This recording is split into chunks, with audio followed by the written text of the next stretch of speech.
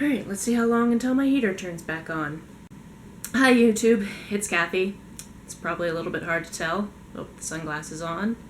I foresee a lot of jump cuts, off, on, off, mostly because I feel weird talking to you through sunglasses, especially on a cloudy day. But I'm doing that because I have a migraine. I'm actually supposed to be at work right now, but I was sent home early because of the migraine. I'm gonna do this so I can look at you for a little bit.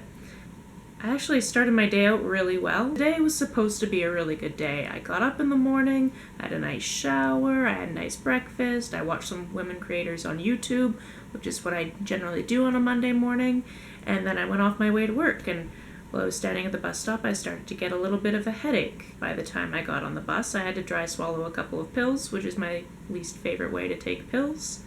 And by the time I got to work, I had a full-blown migraine, and yeah.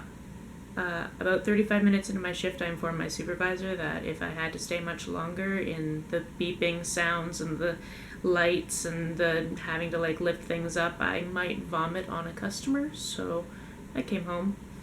It's really unfortunate that migraines just kind of sneak up on you and there's not a lot you can do to prevent them, depending on the type of migraine, obviously. I thought I was going to have a really, really pleasant day, and it turned out that my brain had different ideas. I also had a huge amount of anxiety about whether or not I would be believed when I told my supervisor that I had a migraine. It's an invisible symptom. You can't tell that somebody is having it unless they tell you, and then you have to be the type of person who actually believes people when they tell you. And because I have anxiety and because I've been not believed before when I've said I'm feeling sick, I had a little bit of anxiety about doing it. But fortunately, I had a really supportive supervisor. Oh God, I need to put these back on. And she found somebody to cover for me, and I was able to come home. On my way home, though, I was thinking about all of this on the bus because I have about a 45-minute journey between work and home, so I had lots of time to just ponder how uncomfortable I was feeling. You get a lot of really weird looks when you're wearing sunglasses and it's raining out. Anyway, during my bus ride, I remembered seeing this article about how when women say they have a headache, it's actually better for them to have sex because something is released that's a natural painkiller when you're having sex, and it actually helps you feel better. I was pondering this and remembering how much I hated the article at the time, and now that I have a headache, I would love to talk about it.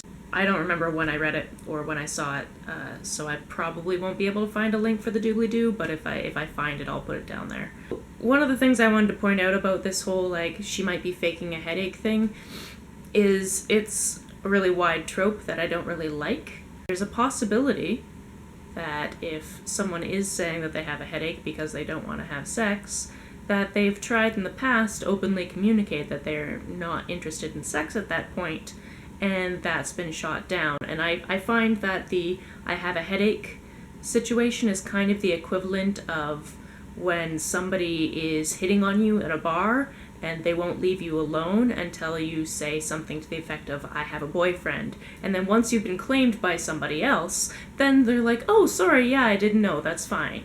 It's kind of like going, you know what, I'm not really interested in having sex right now because I just don't feel like it, and I don't have to justify my sex drive to you. And having somebody try to continue to have sex with you until you say, actually, no, I am feeling physically ill, you need to now leave me alone. I find it really upsetting that we live in a society where sometimes you have to not use direct communication in order to get what you need out of a situation. What I'm sure can be very confusing, if you have a partner who has ever said, I have a headache, to get out of having sex, and I'll address that in a minute, is that maybe with you, the open communication is all you personally need, but that person might have had a partner before you who didn't listen to that type of communication. Sometimes people end up communicating in ways that they've learned from previous relationships and new relationships because that's the only way that they've been able to have their needs met. So if you are dealing with a partner who uses an excuse for not having sex instead of just saying, I don't want to have sex, you can talk to them about it. You can open up that line of communication. You don't have to be mad at them for having a different type of communication because that's what they've been taught by society or previous partners, etc. The other thing I want to address about the whole getting out of sex thing is the entitlement that some people feel they have to a partner's body. So if we're dating, it doesn't necessarily mean that my body is available to you ever. Ever. We may enjoy each other's company, we may enjoy physical activities, but that doesn't mean that at any given point I have to give up my body to pleasure yours. That's not how it works. That's not how a relationship works. That's not what the definition of a girlfriend or boyfriend or significant other is. What you need to look at is the sense of entitlement that you feel towards having a partner, and realize that they're not just there for you. In fact, sometimes they need their own bodies so they can, rest and get rid of the terrible migraine that they have. Sometimes they're physically tired. Sometimes they just don't feel like it. Sometimes their sex drive doesn't match your sex drive. And unfortunately, my heating came on. So instead of being somebody who bemoans the fact that she has a headache, how about you just be a supportive human being? So if you do feel like it's being used as an excuse to not have physical intimacy, talk about that, talk about your feelings. Talking about your feelings is a really great alternative.